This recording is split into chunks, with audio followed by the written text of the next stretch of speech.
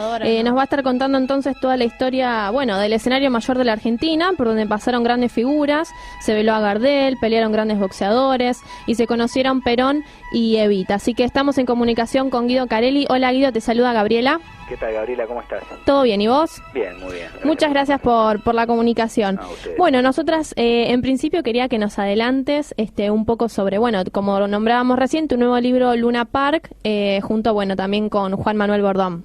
Sí. Mirá, bueno, es un libro que como se imaginarán, se llama Luna Park, el Estadio del Pueblo, el Ring del Poder, lo editó Sudamericana. Un poco, digamos, como bien decías, recupera un poco la historia del estadio, digamos, y todos los episodios que por ahí pasaron. Nosotros teníamos un poco la intuición antes de arrancar que el Luna Park era un poco una caja de resonancia de la historia cultural, sí, deportiva y política, popular, en una palabra, de la Argentina o de la ciudad de Buenos Aires. Y lo que no esperábamos encontrar es un poco la trama familiar de esta historia, porque Luna Park, si bien, digamos, cobijó todos esos hechos, grandes eventos, siempre fue una empresa familiar, y manejada casi como si fuese, un almacén de una familia, pero a la vez la historia de la propiedad del lugar tiene mucho que ver con la historia política del lugar. ¿Por qué? Porque en sus inicios el Luna Park, que fundan Ismael Pache y José Pepe Lecture, está en terrenos ganados al ferrocarril que se alquilan, y posteriormente, digamos, en una zona muy marginal de la ciudad, que hoy es una zona de las zonas más caras de la ciudad, y consiguen los papeles definitivos un poco por su adhesión al peronismo durante los años de Perón. Pero cuando cae Perón, prácticamente, digamos, la Libertadora amenaza con quedarse con el estadio, y en ese momento, oportunamente, ya había muerto Pepe Lecture, muere también Pache, que era el más vinculado al peronismo, y en ese momento el Luna Park queda en manos de dos mujeres, ¿no? Eso es un poco sorpresivo, porque es un estadio de boxeo, es un mundo casi siempre de hombres, lo mismo el mundo del poder, es un mundo de hombres, y bueno, y quedan estas dos mujeres, Ernestina de Becchi y Sofía Pache, ¿no? Las dos viudas, y esto es en el año 56.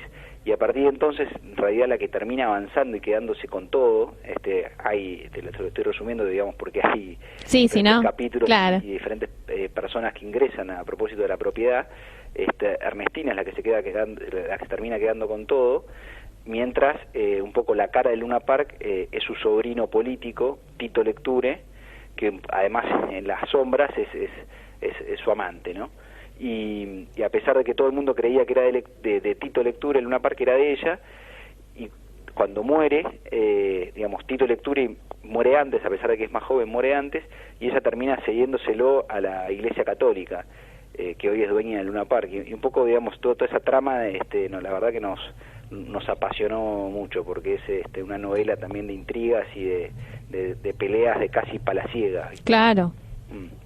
Así que, bueno, con eso estamos contentos. Guido, buenas tardes, te habla Micaela. ¿Qué tal, Micaela? ¿Cómo estás? Todo bien. ¿Eso es más o menos lo que lo llamó la atención tanto a vos como a Juan Bordón para escribir sobre Luna Park? No, mira, en realidad fue un poco una historia un poco más casual. Esa fue, te diría, casi la novela que nosotros encontramos y que contrabandeamos un poco en el libro que habíamos acordado hacer. Nosotros teníamos en mente, en realidad, hacer una biografía de un boxeador en particular. Mira. Que creíamos que... Nosotros tampoco somos, digamos, grandes fanáticos de boxeo.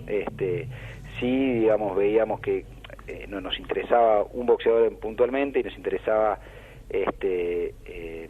creíamos que con él se podía contar un poco ciertos costados de... Claro, como que de un tema lo fue llevando a algo más general como es Luna Park. Bueno, en realidad sí, surgió un poco de ida y vuelta con la editorial, pero finalmente sí, nosotros lo adoptamos como propio, y digo, fuera de los episodios que además contamos con detalles, y muchos estaban casi prácticamente olvidados, sí.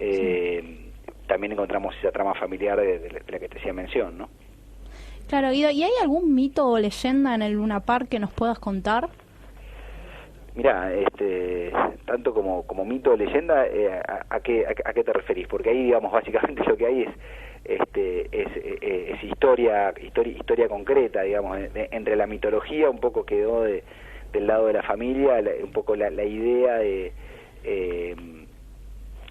que, no sé, digo, el fantasma de Tito Lecture se aparece entre las gradas y vigila, pero eso, bueno, es casi, digamos... Claro, sí, como algo aparte. Es creer o reventar. Claro, después, sí. digamos, todo lo que sucedió son hechos y está comprobado, digo, lo que a veces sí es más discutible es si Perón y Evita efectivamente se conocieron ahí, sí. se conocieron, eso es lo que dice sus memorias oficiales. Después hay algunos historiadores que dicen que en realidad se habían conocido 10 días antes en el despacho de Perón, pero, digamos, según las memorias oficiales de ambos, ese fue el lugar. Lo cierto es que entre las memorias de ambos y la realidad, por ejemplo, lo que varía es el color de pelo de Eva Perón, ¿no? Ese es el festival que se hace para recaudar fondos por el terremoto de San Juan del año 44, y bueno, a partir de ahí, digamos, Perón toma el Luna Park como parte de su iconografía, ¿no?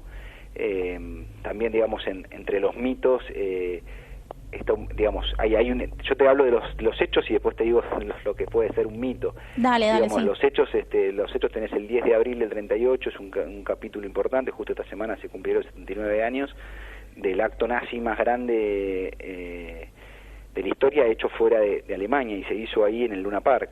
Cerca de 20.000 nazis coparon el Luna Park para festejar la anexión de Austria, que era un viejo reclamo tanto de Austria como de Alemania, y bueno, hay fotos, están en el libro también, y un poco lo que digo, el mito es que eso, digamos, había habido plata de los alemanes para financiar la construcción del Luna Park, y que por eso digamos, el estadio cobijó ese espectáculo. Pero lo cierto es que había mucha presencia alemana en la Argentina en esos años, era muy poderosa la participación alemana, y por eso 20.000 nazis y alemanes coparon el Luna Park, en un episodio que después terminó en una gresca multitudinaria con estudiantes que protestaban por ese acto, y bueno, y terminó con 2 muertos, pero además terminó con el ministro del Interior y el canciller argentino pidiéndole disculpas al agregado de la embajada alemana, que era un nazi básicamente, ¿no? Es un poco para pensar qué pasaba en la Argentina hasta no hace tanto, ¿no? Claro, porque por ahí, Guido, es esto lo que no se imaginan del Luna Park, que fue como algo trascendental para nuestra política, por ejemplo en los tiempos de Onganía. Claro, en los tiempos de Onganía, también Onganía era un asiduo visitante al Luna Park, y, digamos, la dictadura de Onganía o el ascenso de Onganía coincide con el ascenso de Lecture, en parte, digamos, en el año 66, que es el año que digamos, que es el golpe de facto de Onganía, de la Revolución Argentina. Es el año que Horacio Cavallo consigue su corona mundial, y es el primer campeón de Tito Lecture, es el primer campeón del nuevo Luna Park, porque el anterior, el único campeón mundial que había hasta ese momento, era Pascual Pérez, que un poco lo había conseguido un poco gracias a Perón, y era peronista militante, y bueno, pero eso pertenecía a la historia vieja del Luna Park. Por eso, como te explicaba, digamos, estaban los primeros dueños y después están estos segundos, está un poco dividido, como partida en dos la historia del Luna. Y bueno, y Onganía también era relativamente cercano a Bonavena, por ejemplo, que es, digamos, los 60 son un poco la época dorada del box. Por eso también está la cercanía, si querés, de Onganía con el Luna Park. Y después no solo de Onganía, es de todos los presidentes democráticos y todos los presidentes de facto que hubo. Ninguno se quiso perder la foto con un campeón del mundo, digo. Así como claro, Perón se sacaba la foto, le servía la foto con Pascual Pérez, y con campeones mundiales norteamericanos que venían de afuera, o ex campeones como Firpo.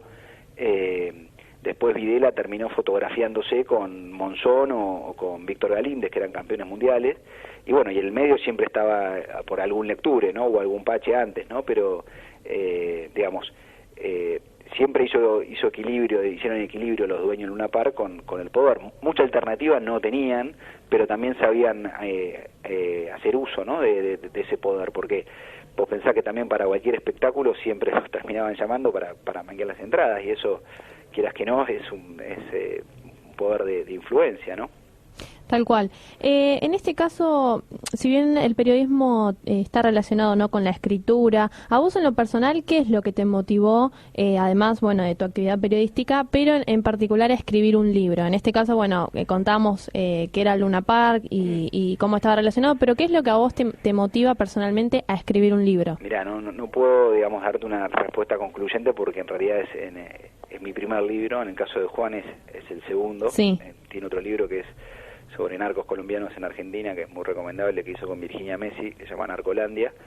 Pero en mi caso tenía que ver con una necesidad de hacer un trabajo de largo aliento, de hacer un trabajo también para mí, ¿no? A mí me gusta mi trabajo, me entusiasma mi trabajo. Yo trabajo en el diario Clarín, antes trabajaba en la sección de cultura y en la revista Eñe, y a eso me dedicaba más o menos cuando arranqué con el libro. En el medio me pasé a la sección de política. Sí.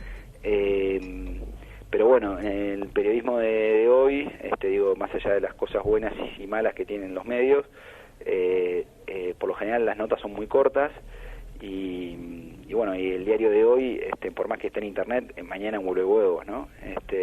Y un trabajo para un libro, no solo que es mucho más personal, sino que perdura, uno tiene la sensación de que perdura un poco más en el tiempo, ¿no? Claro, Guido, te podemos entender acá como estudiante de periodismo. Ah, mirá, no sabía que eran estudiantes.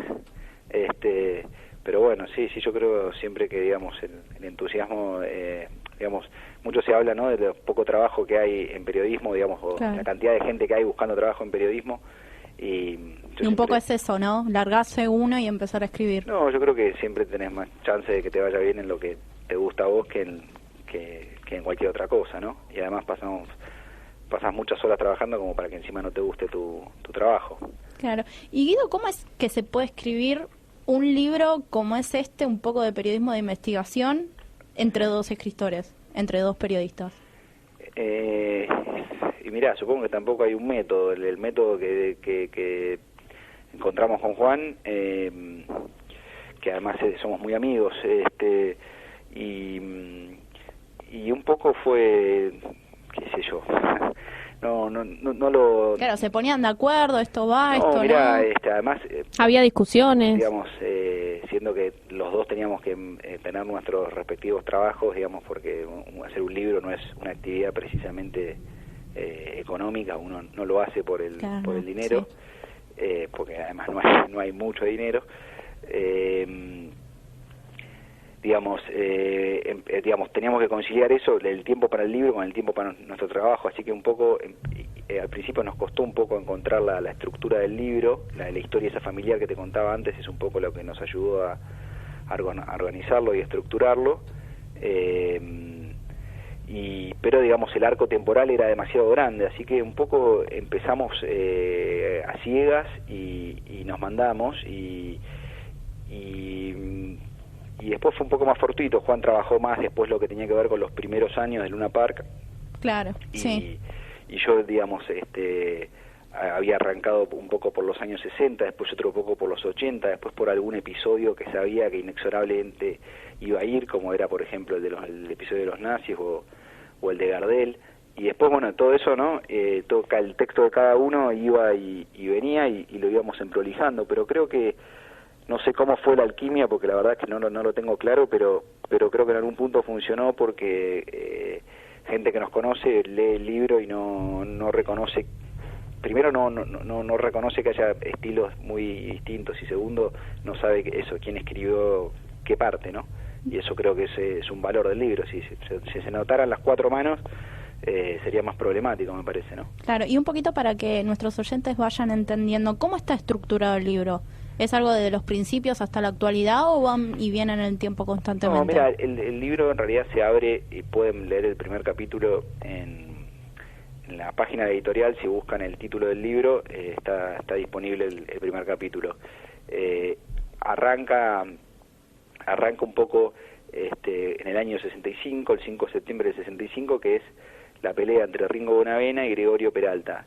es una pelea entre dos pesados por el título argentino y es el récord de recaudación del Luna Park. Ahí ya está Tito Lecture, pero también, digamos, a través con ese episodio un poco hacemos como una presentación de los personajes.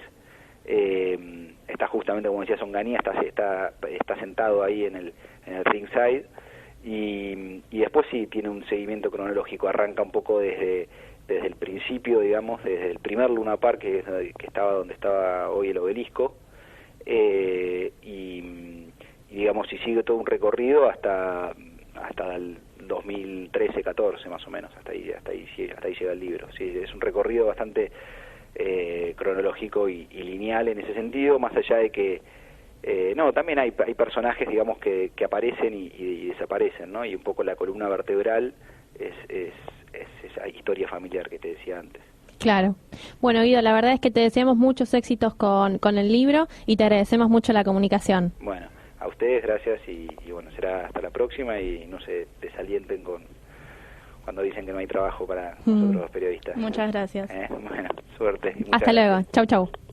Así pasaba por el aire de Que no quede en la nada Guido Carelli Lynch, periodista argentino, presentándonos un nuevo libro, Luna Park.